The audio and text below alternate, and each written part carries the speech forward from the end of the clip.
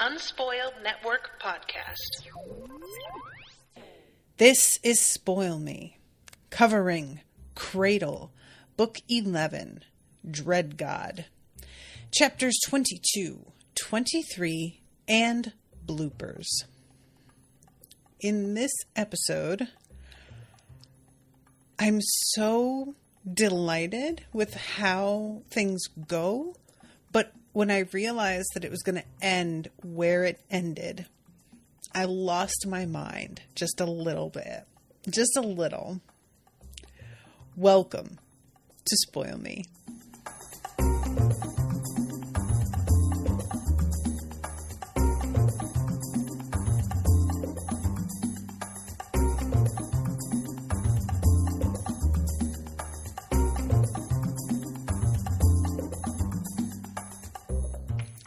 Welcome to the show, everyone. I am Natasha. Thank you so much to Andy for commissioning this episode. You guys, this is such I'm so sad this is like the end. And I know I've said this already, but I have no idea how he's wrapping this up in one book. I just have to accept that however he wraps it up, I won't be happy because it will be the end. And I think I just have to kind of come to terms with that, yeah, I can enjoy the book and I may think it's great, but I am almost positive there is no ending that's going to make me go, okay, you know what? Good stopping point. This is it. I just don't think that's going to happen. So I'm just sort of resigning myself to the grief that's going to immediately come after the final chapter coverage. And the only thing that will help with that is knowing that I'll be coming back around and recording it with Rashawn eventually. But, that's a ways away. We're going to cover the Raybearer series first. And I think that's good to give me some distance from it as well. But, oh boy, this is leaves you on such tenterhooks by the end. He's very good. It's very annoying. All right. Let's begin, shall we? So we go to Lindon, who is working on the Soul Forge. And this is interesting. So he's using Genesis, of course, the hammer that everybody sort of felt about the name of it that he chose, but I am down with it. With each blow, Lindon drove in a silver rune from the Rune Queen and bound it with his intentions. When the script was complete, it slowed the time inside the sphere to a crawl. Lindon didn't have the knowledge or experience to alter every single law of a pocket world. He couldn't craft it to his exact specifications, but he didn't need to. Raygon Shen had done it for him. And Ozriel is asking, do you think you're going to be able to finish all of this before the dragon comes? And Lindon's like, it's not coming here. It's coming to where I am, and I won't be here. I don't need to finish anything but this because we're going to have so much time. And then he says, I'm still missing the most critical component. Ozriel says, it would make more sense to do this after entering the time-locked pocket world. We don't have forever. That's why we're going now. They left the Soul Forge, and then he and Yeren vanished. So now we go to Malice. Now, I'm going to say something, and I'm wondering how many of you were also feeling the same way. I didn't really, because I was running out of time by the time we got there. But last episode, when Yeren just basically gets on fucking the 6 o'clock news and blows the whistle on the whole deal with all of the Dreadgods and how they're here and how this works, I'm fully expecting complete panic from all the monarchs. Just absolute, oh my god, I can't believe this is just worst nightmare. It's not that at all. First, when we get into her head, she's not even thinking about that. She's just thinking about how everybody that she's working with is incompetent. They've gotten robbed by a fucking sage and it's pitiful. All of them should have had better defenses. And the fact that he was able to do this so easily and so quickly is honestly humiliating. And I love this. she'd raised Lindon and Yaren like they were her own. And I'm like, honestly, that's true. Because she treats her own like they're strangers. Mostly. So, you know, I get that isn't a lie, but also it's sort of awful that she's not lying. They'd even represented her in the Uncrowned King tournament. She'd allowed her own daughter, her favored daughter, to shirk her responsibilities and travel with them. In exchange, they were working to topple everything she'd worked for. And again, she's not wrong. It's just that they were working for you under completely false pretenses, lady. They were working for you, they thought, to grow strong enough that they could defend people from a Dreadgod. And you, it turns out, are sustaining that Dreadgod. So while you're not technically wrong, it's like just such willful denial of the true circumstances surrounding everything. And it's just making me crazy. It's killing me.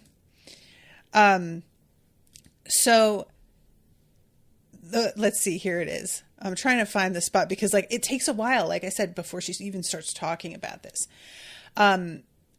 So the message in the Dreamway was the flame that would ignite their funeral pyre. It was not an insurmountable problem on its own. The average person wouldn't see the message, wouldn't comprehend it, and couldn't do anything about it if they did. Over the years, there had been other leaks of information that had been easily controlled. The monarchs and the Dreadgods are working together was a popular conspiracy theory, especially as most never received a full education on the history of the Dread War.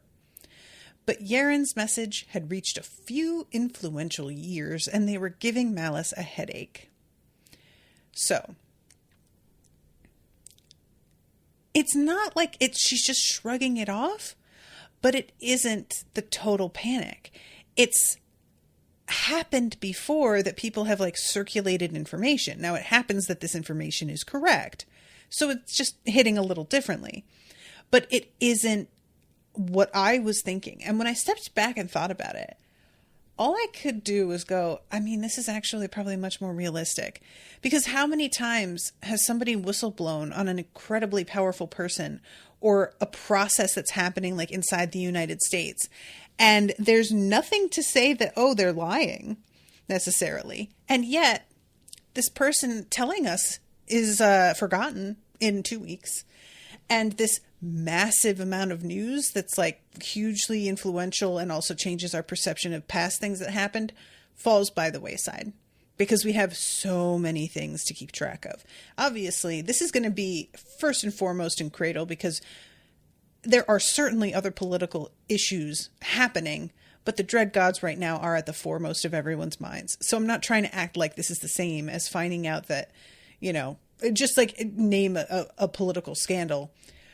But it just is really true that I still have like this perception in my head sometimes of like a children's movie in 1992 where there's a big thing that eventually somebody just tells a reporter and suddenly that person is like arrested and their whole business gets taken down and there's indictments left and right. And now I'm grown and realize that just doesn't really happen because the people arresting them are the ones that were profiting off of the thing. So they don't do the arresting. And so I was so sad. I wanted more panic. And not, again, she is worried, clearly. But I didn't get it. And then I had to stop and be like, I guess probably this is to be expected to a degree. She's gone through something kind of like it before. It's so specific. And because of Mercy being who she is, it's probably going to end up differently. Malice even thinks so. But it just doesn't result in the same, like, the immediate going to ground, which is what I sort of thought I was going to see, you know? So we find out that Mercy has been calling her name repeatedly, and Malice has been ignoring her, but finally summons her because she's just annoyed. And when she pulls in Mercy, She says immediately, I cannot cater to your every doubt.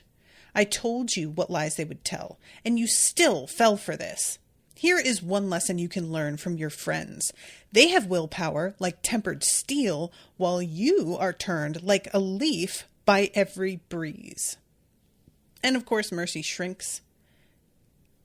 She gets it together and pretty quickly is like, swear on your soul what they said isn't true. But I was really saddened again to feel like I'm actually agreeing with Malice here. You know, Mercy is being influenced by every person she speaks to. It's like whoever the last person is that she spoke with, that's the person that she currently believes. And I believe that by the end of things, when they transfer all this information to her mind using Dross, that she does actually know, oh, okay, this is real. But there was a real moment for me of just like, they're convincing her now, but just wait for Malice to like get a chance to talk to her again, and it's going to be completely undone. So I felt bad because I was like sort of seeing Malice's point here. She's lying and she's full of shit, but her overall assessment of Mercy's weakness here isn't incorrect. So then we have Malice refusing to do this oath, and she's like, one, those things are very serious, so I'm not going to just do that on a whim. Two, that's an indignity that I'm not going to subject myself to. And three, you're talking like, oh, I'll go fight them myself. You couldn't put a scratch on them. Let's be real. You have no way of fighting them. And again, Malice can feel that Mercy wants to believe both sides. And she lets go of a little bit of her irritation, remembering how young Mercy is. This is only another reason to control the pace of your advancement. If your friends hadn't raced so far ahead, so fast, they wouldn't have left you behind. I don't understand what this argument even is.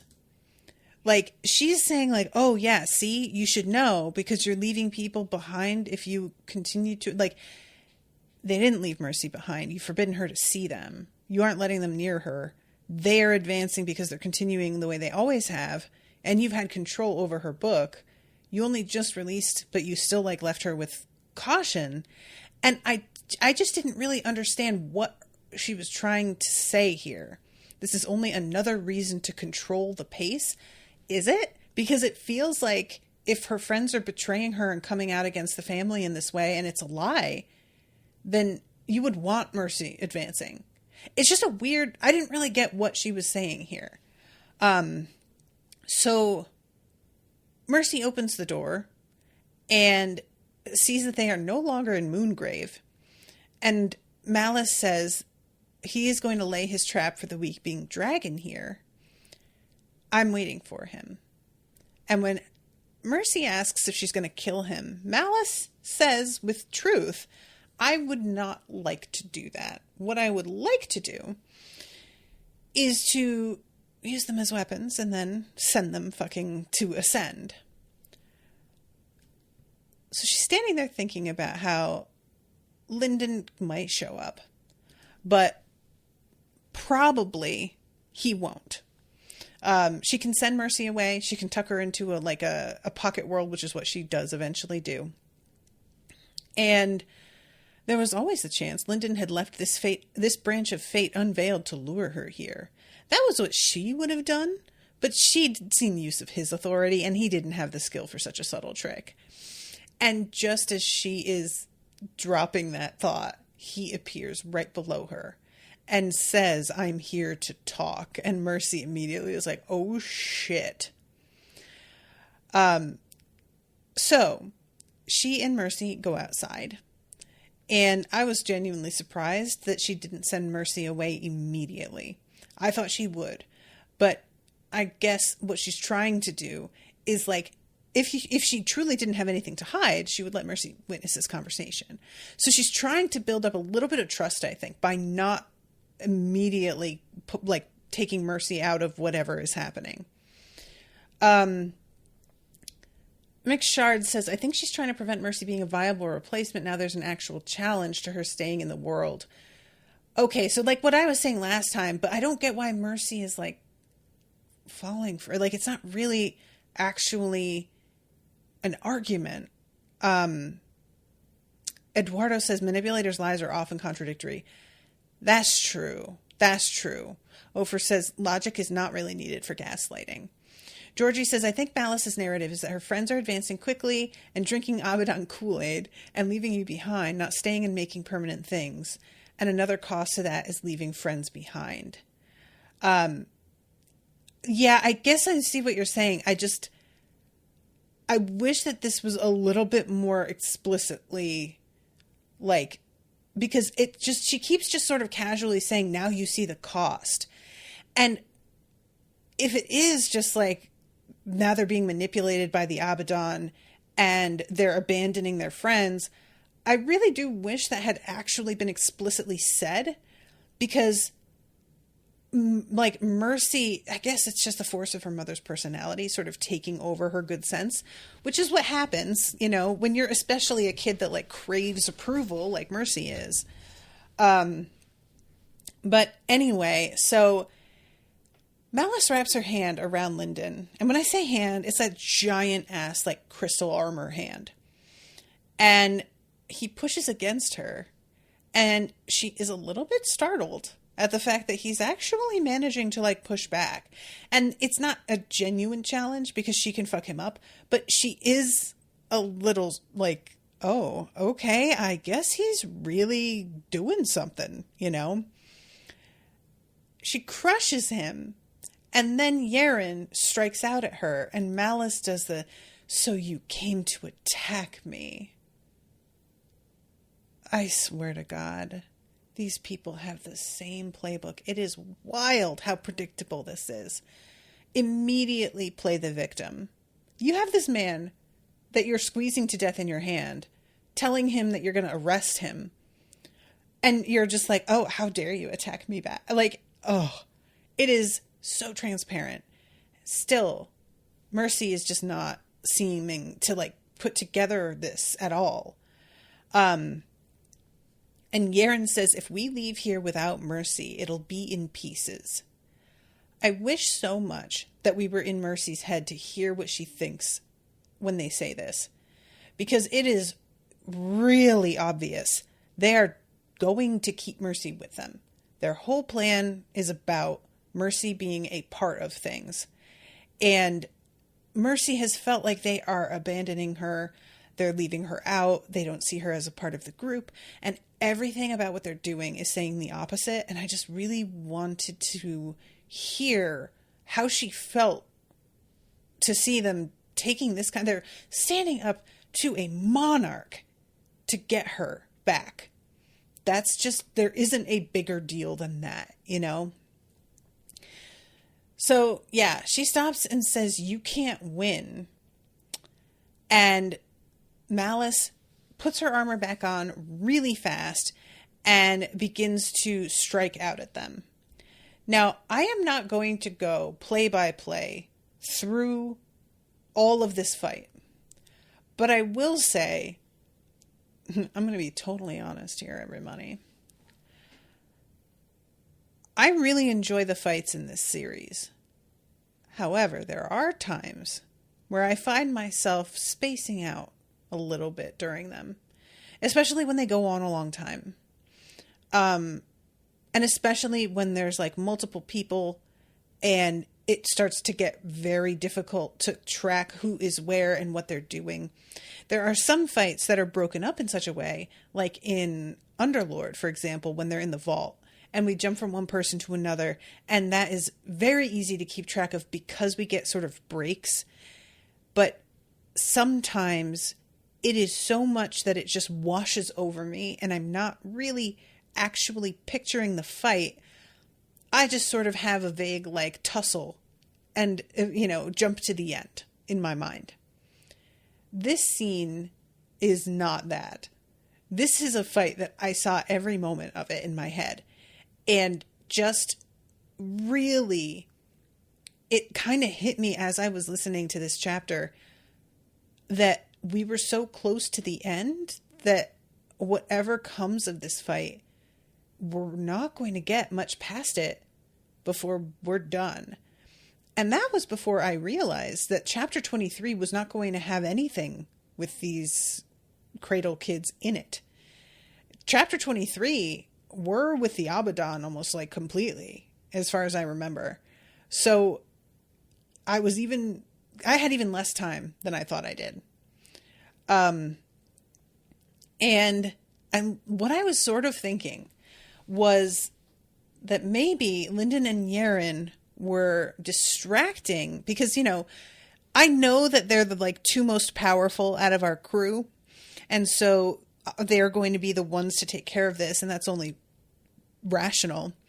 But I did sort of wonder, like, is it possible that they have backup that we don't know about and they're just sort of like distracting Malice while somebody else sneaks in another way and sort of, absconds with Mercy while she is in the midst of a fight and doesn't even realize that it's happened? I know that that's unlikely given the kind of like spiritual perception that monarchs have. They really are. It's not likely they'd be able to pull that off. However, I was sort of like thinking maybe this was a trap, even an illusion. But once she starts crushing Lindon and Yeren like attacks, then I'm like, okay, this either Dross is going all out or it's not an illusion. And I don't think we're going to have the illusion thing again and again, even though I'm not mad at that being used more than once. It just seemed unlikely. So what it turns out they are doing is they are luring Malice into a position where she has to send Mercy away.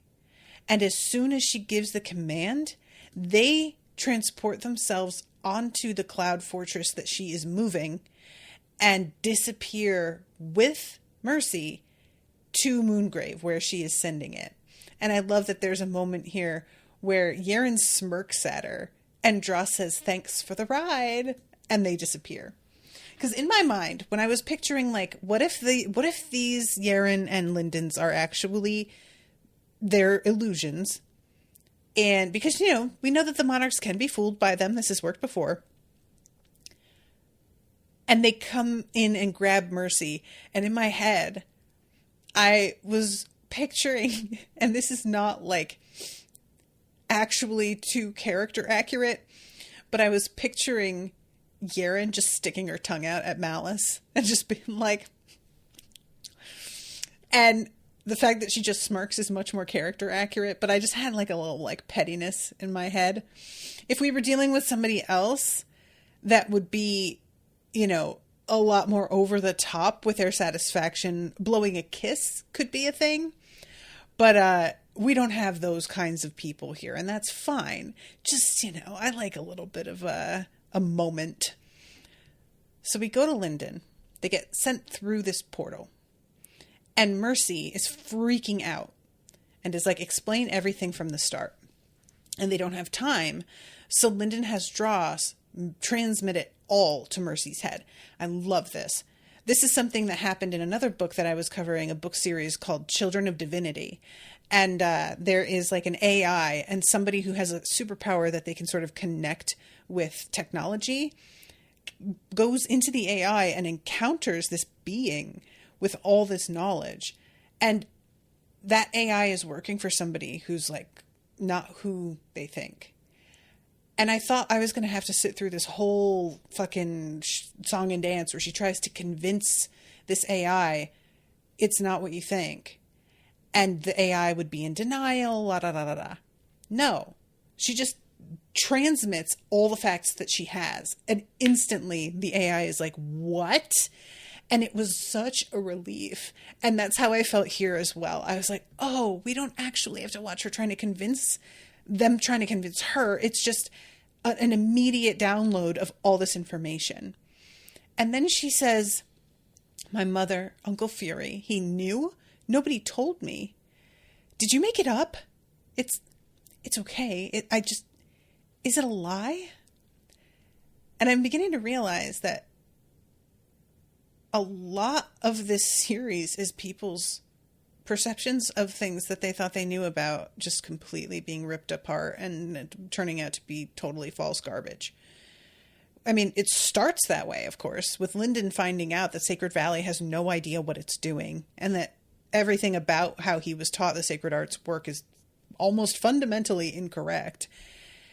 And then it grows, and there's more and more. And as we get to like know other characters, this begins to happen as well. And the most recent one being Orthos, who has learned that the black dragons are not what he thought they were. We haven't actually gotten inside his head too much. I was a little disappointed because I wanted to hear his thoughts on that. You know, it would be very easy for him to just be like, oh, these guys are reacting this way because they looked at us as enemies, and they were also under control of the Silent King for a time. He could maybe try and excuse it. I think it's pretty clear what was happening, but people are very good at lying to themselves. But yeah, and then the Dreadgods being like the biggest one, really the breakdown that we saw in the most detail was Charity's. So I just think it's, you know, this is kind of what growing up is, I guess, you know, just like finding out nothing is really how you thought it was. And it's not always a bad thing necessarily, but it does tend to be bad things, to be honest, most of the time. So they are like, they only have this split second basically before Malice catches up with them. And she smashes through the cloud fortress, and he is trying to like move things with his own will, but Malice is just, she's too powerful. She completely smothers it. So I love this. She tells Mercy go, and Yaren and Lindon manage to break her working here by teaming up together. And Mercy says, I know everything. And she says, you don't know anything. And neither do they. And I'm like, I mean, the way you're acting though, Malice, it's not supporting your position. Like, do you see that? It seems like she's still concerned about convincing Mercy. And it's clearly not her top priority. But at this point, I feel like, Malice, you really do need to sort of consider Mercy lost, because the way you're behaving right now isn't convincing anybody. So they go back and forth. A lot of throwing of missiles, striker techniques, tons of damage happening. At one point, Lindon is like using spatial transport, and she blocks it in the middle of moving. And so he was trying to get them outside of Moongrave so that they wouldn't damage stuff, but she blocks it so that they wind up slamming against the wall inside Moongrave. And she's using her city, as she puts it, taking it hostage, placing herself below them so that any strikes that they try to make against her are going to be risking the lives of innocent people below her in the city. Just, you know, tactics that are like shameless, but also smart, which it's a shame how many times those things tend to overlap. And then fucking Charity pops up, and Lyndon's like, you should be on our side. And she says, you're fighting my grandmother. And he says, I'm fighting to kill the Dreadgods. This gave me Albus Dumbledore talking to Cornelius Fudge. I am working against Voldemort. If you are also working against him, then we remain on the same side. And Charity, for her part, is a little bit more emotional than she's trying to show. She's being loyal here, but it's a blind loyalty. And I think she knows that. I believe that it's a matter of time before Charity comes over to their side. But I think it's going to be really hard for her. And I don't think they're going to be friends.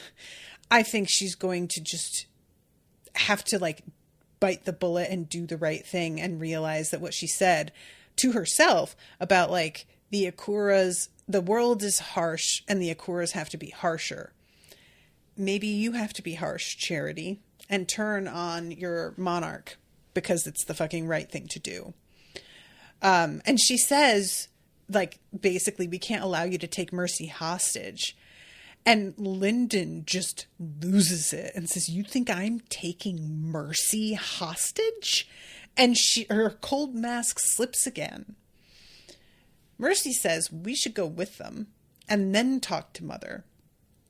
And Charity, she like defends against Lindon, who is trying to grab Mercy, and ruins the whole thing. So, Austin is in the chat. I'm late, but want to share this. I was spoiled early into the book and was under the impression all book reading that Mercy was going to be killed by her mother, and was glad when proved wrong. Still sucks for Mercy. Oh, I wonder who like spoiled, like how did that work? The only thing that Owen almost spoiled me on was a blooper thing, which he didn't. And it wasn't even a big deal. He almost mentioned to me how there are no bloopers referencing points, which he was a little bit disappointed by. Disappointed. Nah. But otherwise, I haven't been at risk for that. And I'm just really hopeful. The thing that makes me so hesitant about like getting advertising for the show sometimes and making it grow is that I'm afraid to attract trolls who are just going to go and spoil shit for the fun of it, you know? So I haven't run into that with this, but I have times where I'm like, ugh. So this is when Malice puts Mercy in this pocket world. Basically caves and does what Rhaegon Shen suggested. And honestly, when she starts like doing the things Rhaegon has suggested, I'm like, do you not see? But no, she doesn't see. So, fighty. Again, lots of trying to use authority and fighting against one another. Her saying, you should run. And Yaren just saying, round 3. Then we go to Mercy's POV. And she's inside the pocket world, so frustrated because she can't match anybody. And she doesn't know what to do. And then she's like, she unlocked my book, though. And it may kill me. It may hurt me. But if I don't try anything, I'm going to be leaving them to fight alone against my people. So I think it's worth it. And she decides to do her like temporary super advancement. Advancement squared. So Yaren and Lindon are going, but Lindon is acutely aware. All Malice is trying to do is wear them down. That she just has so much power that she's not going to be exhausted of Madra before them. So she's just fucking with them and getting them to waste their energy. And all of a sudden, in the middle of this, a hand comes out of her chest. And Lindon is thinking, I think, that this is another attack that he didn't know was possible from Malice, because he reacts with, oh no. But then here comes Mercy.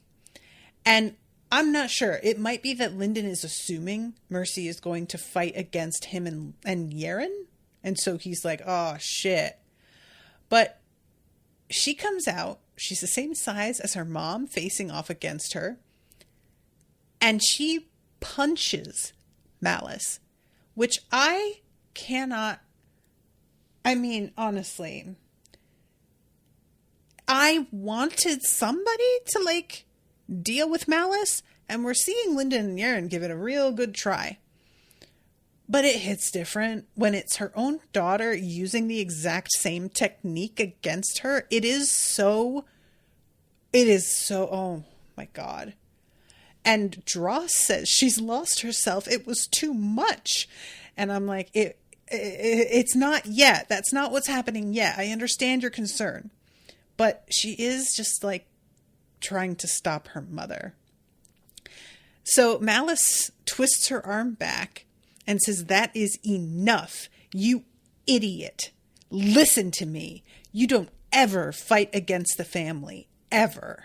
Fight for us or we don't need you. And she starts to kick Mercy. And Dross stops everything, slows it down, and looks at her and says, this is weird. She's starting to look a lot like Harmony. Which was an interesting moment of just the pause, and she's losing her goddamn mind. She is really, like, blind to everything outside of her own achievement and ambition. The only the things that she wants count at all. But it was sort of a weird moment because, like, Harmony wasn't fighting against his own, you know? It was just an interesting, especially considering that Lindon doesn't respond to Dross here. He doesn't say anything like, oh yeah, I see that. Or there's no registering of the truth of it. There's nothing. It's just sort of Dross taking a moment to reflect on this himself. So Lindon says to Yaren, are you ready? And she says, you crack her out of that armor and then you can watch me gut her like a fish. And I was like, oh, I love her so much. I love her so much. So he hits her with Black Flame and Pure Madra and his arm. Yaren comes at her. All of them are just hitting with everything they have. And he comes up behind her and does the hand against the back of her neck and begins to consume stuff. All of the, like, intent and everything that she's attempting to put out, he keeps eating it. And let's see, Malice's stolen power now ran through his blood-forged iron body. Then Yaren struck with her full strength and every single technique she had. She hit Malice like a Dreadgod. The monarch flew backwards for miles, landing on a stretch of hills that somehow hadn't been despoiled by battle already. Malice abandoned her armor, and Lindon was waiting for her. He watched himself reach out with a pale right hand, and Malice swiped through him with her staff. The illusion faded, and he grabbed the back of her neck. And I was just like, oh shit, so he is illusioning. Only for a moment. She says be gone with her authority, and he eats the authority. This is very much like, you know, him eating the cry for help of the Silent King. So as he's doing all of this, again, it's power that he doesn't need. It's types of Madra that he can't use. And he manages, let's see, a construct exploded from her soul space, shoving against him with the force of one of her blows. He endured it and kept consuming. So Yaren then says, try something else. Try one more thing. And she has, apparently, an escape construct. Lindon tries to grab her and hold on because she's being pulled into the way. But she, again, is still a monarch, and he has to let go, and she gets away. But I have to say, the fact that she has to escape from the two of them and can't win, that has to hurt. That's gotta burn her. Especially when this chapter is starting with her going, oh, all these other monarchs are so bad at this. Oh my God, they just like keep on being played by these children and it's pathetic. I feel like she's going to eat her words a little bit. And I know that she won't actually eat her words because like Malice just doesn't seem to ever admit that she fucked up or underestimated somebody or was wrong. But one can dream, I suppose. So she gets away, and Lindon and Yaren immediately go to Mercy. So they're with her, and she's on a bed, unconscious. Clearly, this like quick advancement is really fucking her up. She has all of these people around her to protect her. Pride is here also. And Lindon looks at them and is just like, all right, guys. And he unveils his spirit and is just like, do you want to go? Because I will. And you know you can't take me. I had to make you... your monarch fled. Because we are that kind. We are that bitch. And Yaren says, get moving or get moved. Which I am always a fan. This is a line that I deeply enjoyed from... It's like the very first time, I think, that we see Black Panther. And I can't remember the name of his guard. But she says, move or be moved. And she's like 5'10" and fucking jacked with a spear and a shaved head. And I was like, who is this? And then we get like a whole thing with them. And I was delighted. But this is giving very much that same energy. Like, I can just imagine what they look like right now. Charity says she needs treatment. And Lindon is like, yeah, we can do that. She looks around, Charity, and is like, fine, and moves because there's nobody else that's like going to back her up. Then Pride decides that he's going to put himself out there and says, we'll take care of her. And honestly, I kind of appreciated this because I know he can't stand up to them. He knows that he can't stand up to them. There's almost a part of me that wonders if Pride wishes that he was the group, like, with them a little bit. And I think he could have been if he didn't have the fucking attitude problem that he has. He may have been. I don't think he's a prodigy like most of the people in their crew. But that's not to say that there wouldn't have been any place for him. But I wonder at that. I don't know. I think really being with the Akura is his proper place, and he knows that and feels that. But you can know one thing is right for you and still kind of have FOMO about another thing, you know? And the fact that he is willing to like stand up to Lindon when he is using his spirit to intimidate everybody. That is like, we know how hard that can be to withstand. And I really was kind of impressed. Pride has been so frustrating so much. But like when it came down to it, he did his best to protect her in a way that he thought was right. And that's not easy, man.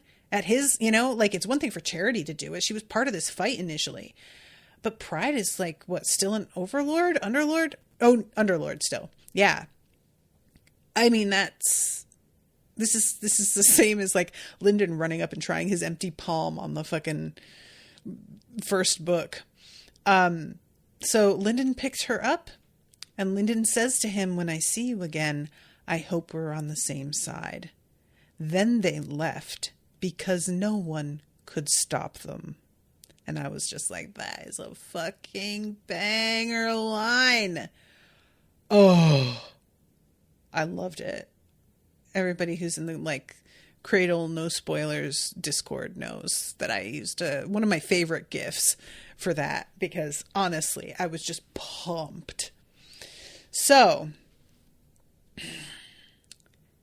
then we go. Oh yeah, Andy says, I think part of why Malice still looks down on them is because none of the monarchs, even Northstrider, understand Dross's capabilities. Historically, nothing could outthink a monarch.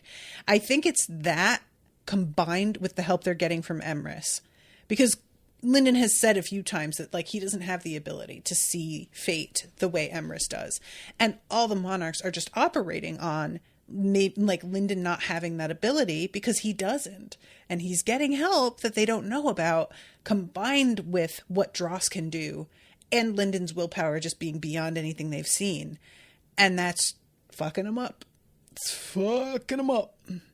And this moment of them basically like rescuing Mercy, I am so delighted that this is like, that we get this moment, but I am dying to see Mercy like coping.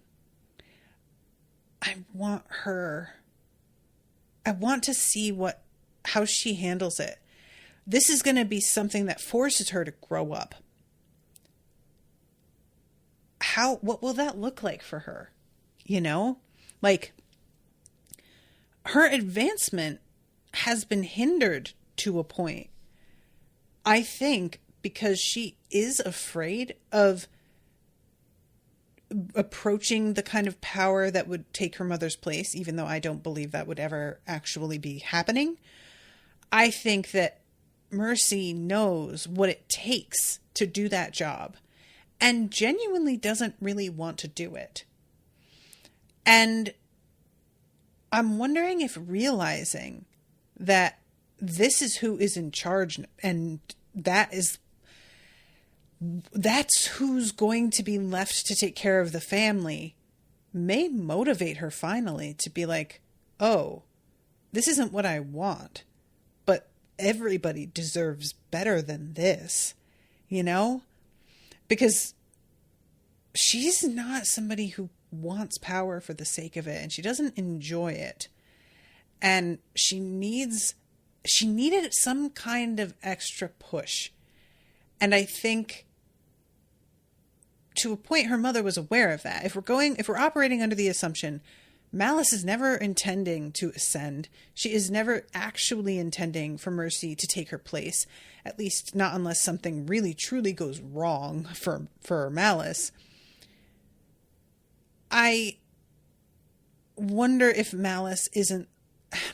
We're in Malice's head, so we know she has a genuine affection for Mercy. She genuinely believes that Mercy is, like, capable and doesn't have contempt for Mercy's soft heart the way that you might expect her to. She seems to actually kind of be like, you know, that'll serve her well someday, but she needs to learn how to use it, which actually is, like, a lot more compassionate than I was really expecting from her.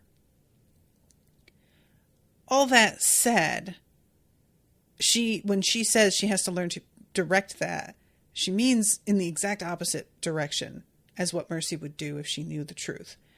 So, I don't know. Just all wondering about this. And then we go to chapter 23. And we are with Suriel and Ozriel. And, you know, having had the Mad King's moment of like, oh, there's a little treat in here, a little secret treat for me that I could maybe go get. I'm sitting here very distracted throughout this whole scene, waiting for his ass to show up. And Will manages to get my attention right back because Ozriel is watching the fight. Oh, they're already fighting Malice, Ozriel said brightly. Yes, get her. Stab her once for me. And Suriel is trying to, like, repair this entire world, and he's just distracting her. And I love that her presence is like, you can handle this by yourself, right, Suriel? Like, they have the game on in the other room. I just want to check the score. That's all. It's not a big deal. I'll be right back. Even Suriel herself is like, well, I want to watch too. Did I tell you Dross was back? I kind of like the other one, but it's nice to hear his old voice again. Like, it's delightful. It's a soap opera, and she is invested despite herself. She even has a moment of realizing that she's a little bit jealous and, like, wishes she was from Cradle, and has to stop and be like, no, my home world is lovely and great, and it's fine. But, yeah, it's pretty funny. It's even better watching from the inside, being there. It's so much more fun than downloading thought records from an infinite number of kilometers away. And then he says, you don't need to go down there. Just come over here and... Never mind. Temporal sync is broken. Have to wait for time to catch up. And he's like, why is this planet's time all fucked up? And she's like, I'm trying. That's what I'm doing, is fixing it. Oh my God. He is very, very frustrating, but also there's such affection between the two of them. I really like it. I really do. So She's focusing on how much this work fulfills her, how much she enjoys it. And then there is a deviation from fate, and her presence immediately is like, you lost contact with Sector 30? And she tells Ozriel, who's just like, if you'd let me have my powers, I would have warned you. So he starts limbering up like he's about to, go on the parallel bars here. And she's like, he doesn't need to do that because he's a perfected human body. So there's no strain in him at all. That's not how that goes. But okay, he's just showboating. That's pretty much par. It's fine. And he sniffs the air at one point. Does it smell like a trap in here to anyone else? So she tries to contact Talariel. No response from him. And she realizes, okay, we are really cut off. So Suriel, she gets her razor out. And her presence says the Mad King is the most likely to be here. There's a 1 in 16 chance of both of you escaping alive. And then, however, he must have left the other Vroshir behind to move undetected. In the case that he kills you, I project a 2 out of 3 chance that he is killed by the retaliation of the Court of 7. What are the odds that Makiel did not see this action? Ozriel asked softly. Her presence remained quiet. Yeah, that's what I thought. But we don't get the fight. We jump over to Makiel. I was dying. You guys, I really was. Oh. So, Makiel is watching this, doing that whole, this hurts me more than it hurts you kind of thing. Oh. At least when Ozriel was dead, they could rebuild. And I'm like, sir, you really do put too much faith in things going certain ways. You'd really think he'd have learned by now, but I guess it just it does go a certain way so often that he has, I don't want to say become complacent because he hasn't quite, but there's an arrogance to his assumptions, And Talariel chimes in at one point and is like, hey, there's something going on. Our contact is fucked up. He says, I suspect either Vroshir intervention or shenanigans from Ozriel. And you guys, I want a side story collection entitled Shenanigans from Ozriel, in which he just recounts some of his adventures and the shit that he's done. I just think that would be really fun. Just saying. So, Makiel says, I'll look into it.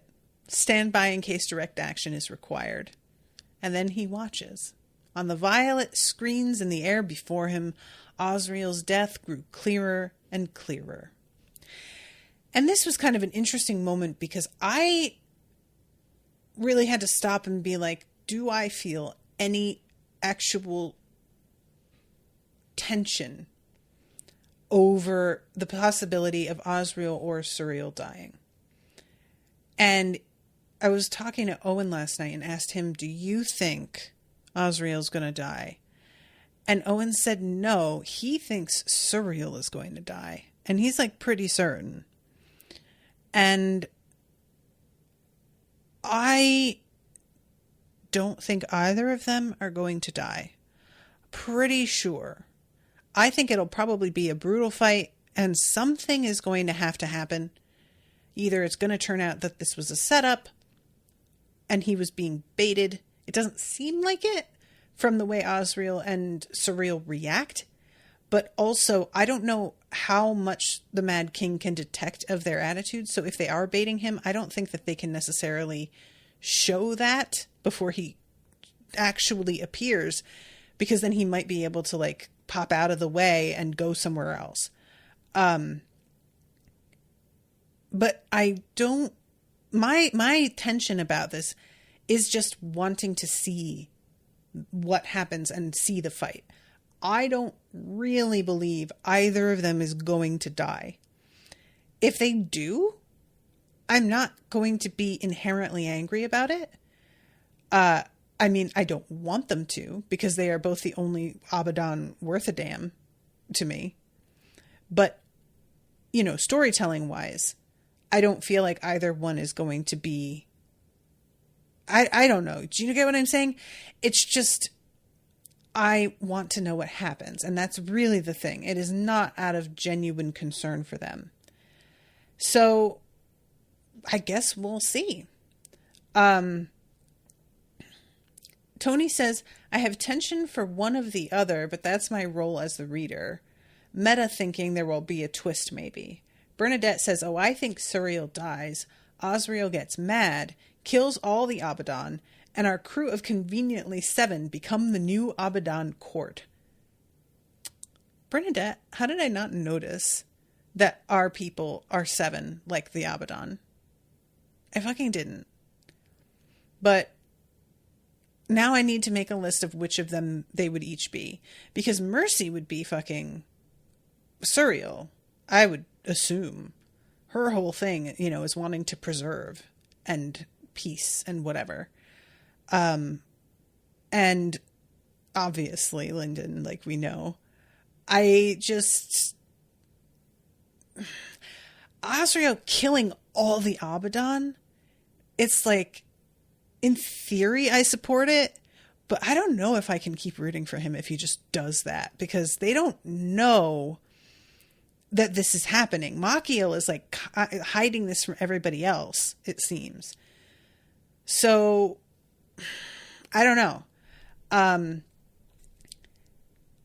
Let's see. Evil says most don't match up. Tony says Yaren's the wolf. Emhan says, I just can't see it. The power level difference is far too vast to cover in one book. That's kind of my feeling. Is that, like, I can't see them becoming Abaddon in one more book. I mean, Will can pull things off, but that feels like it's going a little far. What I'm sort of hoping for, honestly, the whole question has been, if we get rid of the monarchs, other people are just going to step into that power vacuum and ruin everything anyway. What I'm hoping for is that we'll get, like, them assigned to watch over Cradle explicitly and keep that from happening. And they don't necessarily have to become Abaddon. They can be executors, although I don't think the executors' jobs are relegated to just one planet specifically, so it wouldn't even really be that. And maybe they could keep track of multiple planets and sort of manage that as well. But what I'm wanting is for them to be able to ascend, but also continue to preserve a new system in Cradle and be the enforcers for it. So anyway, Andy says Ethan doesn't want them to be Abaddon anyways. He wants them to be executors, right? Jan says Ozriel doesn't want them to become Abaddon. Oh, right. Okay. So he wants to train them to become a space force. Oh no. Space police. So yeah, I feel like that would be best if they, like, ascend, but they still are keeping an eye on things so that removing the monarchs from play doesn't just result in a new generation of fucking monarchs who create Dreadgods. That's my, we'll see. We'll see. I don't know if there's, like, an explicit attachment to the planets that they would allow. So now we're going to iteration 110, Ashwind Continent, and we get this fucking announcement from Malice. And what she is doing, it's tying right in with having Rhaegon Shen blast fucking Serpent's grave. She is saying Wei-Shi Lindon has been corrupted by the power of the Silent King, forfeited his humanity, and is but a shell of what he once was. To recognize his crimes and the extraordinary threat he represents, he is to be considered the temporary replacement for the Silent King, the fourth Dreadgod. As he is but a hollow mockery of mankind, let him be known as the Empty Ghost. And honestly, know she's just trying to discredit him, and I'm not saying that's not going to be like somewhat effective, but I'm just not sure this is going to go the direction that she wants. I don't know. We'll see. So then we go to the Oracle Sage. She cast her sight miles into the distance. House Shen's sacred artists prowled everywhere. She checked the past, present, and future. This was their best opportunity. With a flicker of her Madra, she triggered a construct in her soul space. Other constructs triggered in sympathy throughout her forces, and the entire remainder of House Aurelius readied itself. Very soon, the portal back to the Black Flame Empire would open, and they would be there. Word?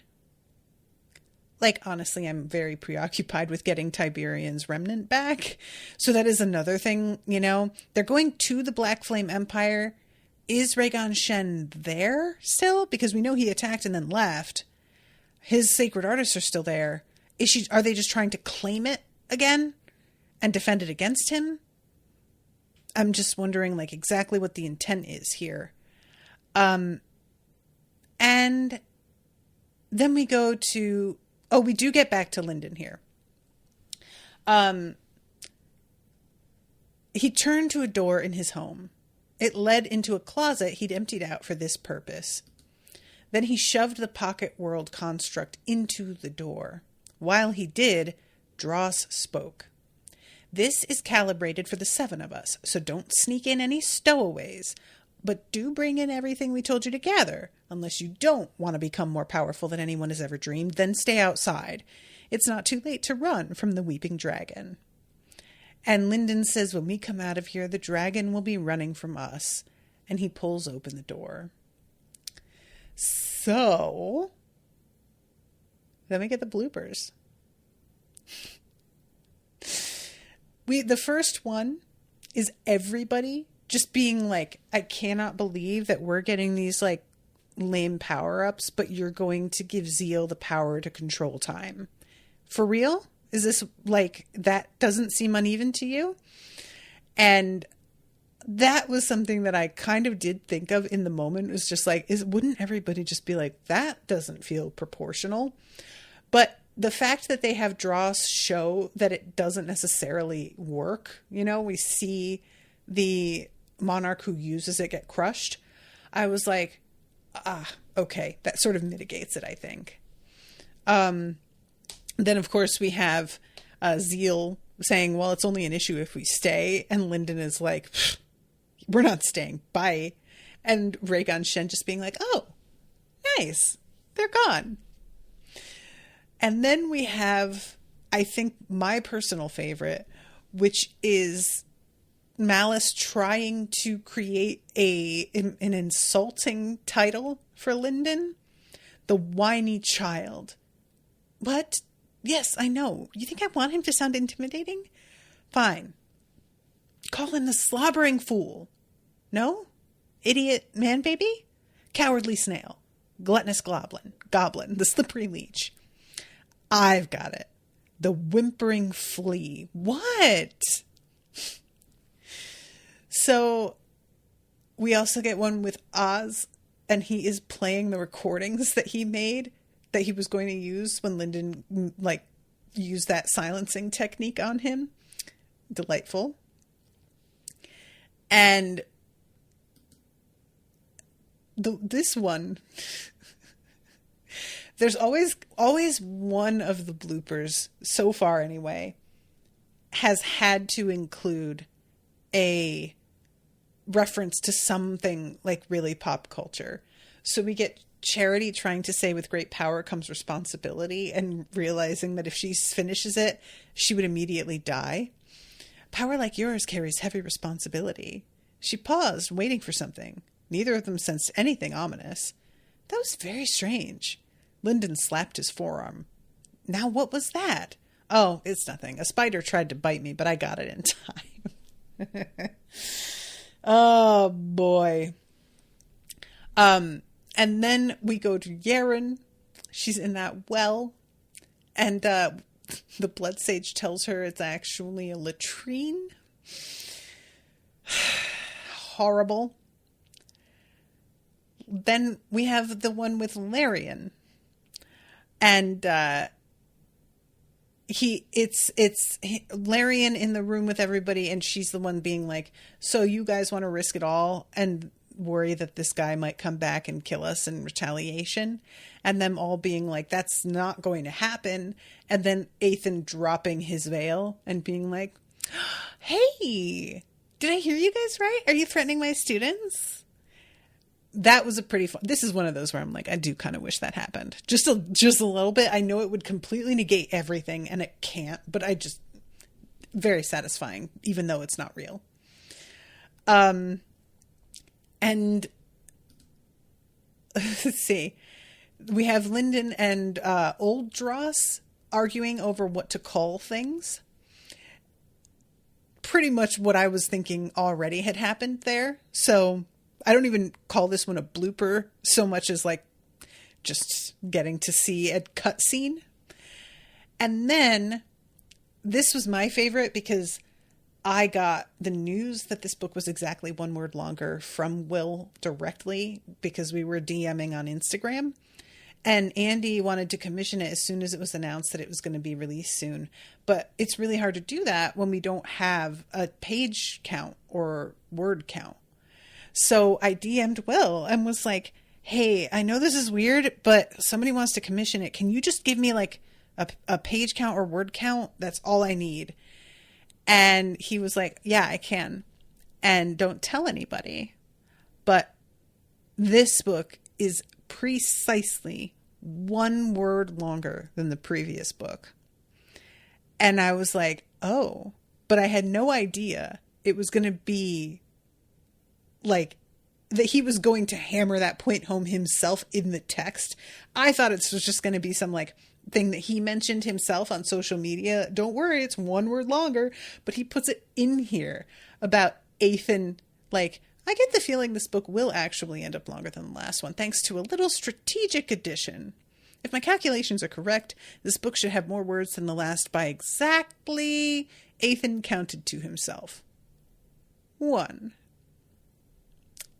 Well done. Well done, Will. Pretty smart.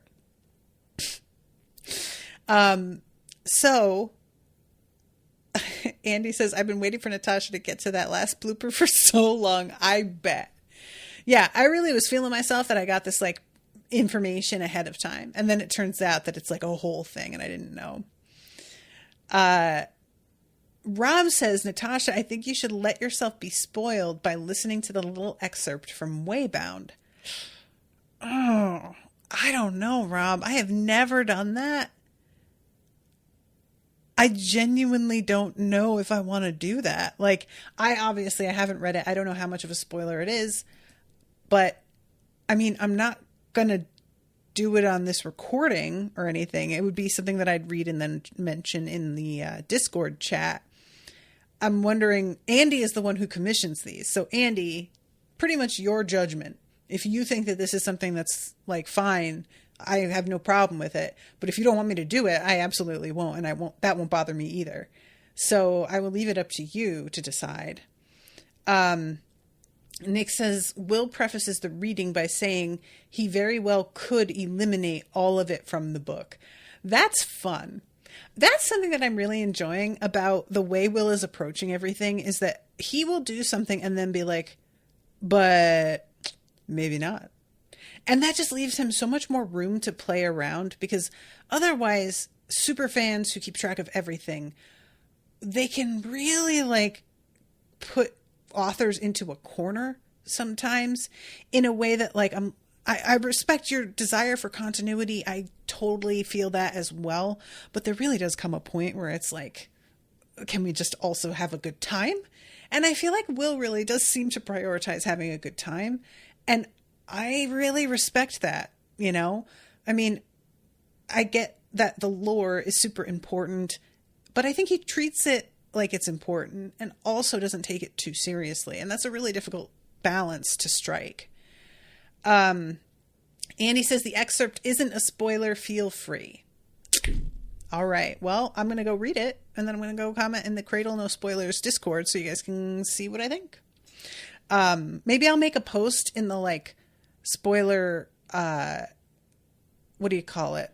The spoil me section category. That way, if anybody's listening to this way after the fact, they'll be able to see my reaction to it without having to scroll all the way back through conversations. That's something that I really like about this new forum thing. Helpful that way. All right, guys. Well, time to wrap. I appreciate all of you being here. Thank you again, Andy, so much for coming through on every single one of these books. I can't wait for the next one, but I also want to wait forever. Until then, toodaloo, motherfuckers.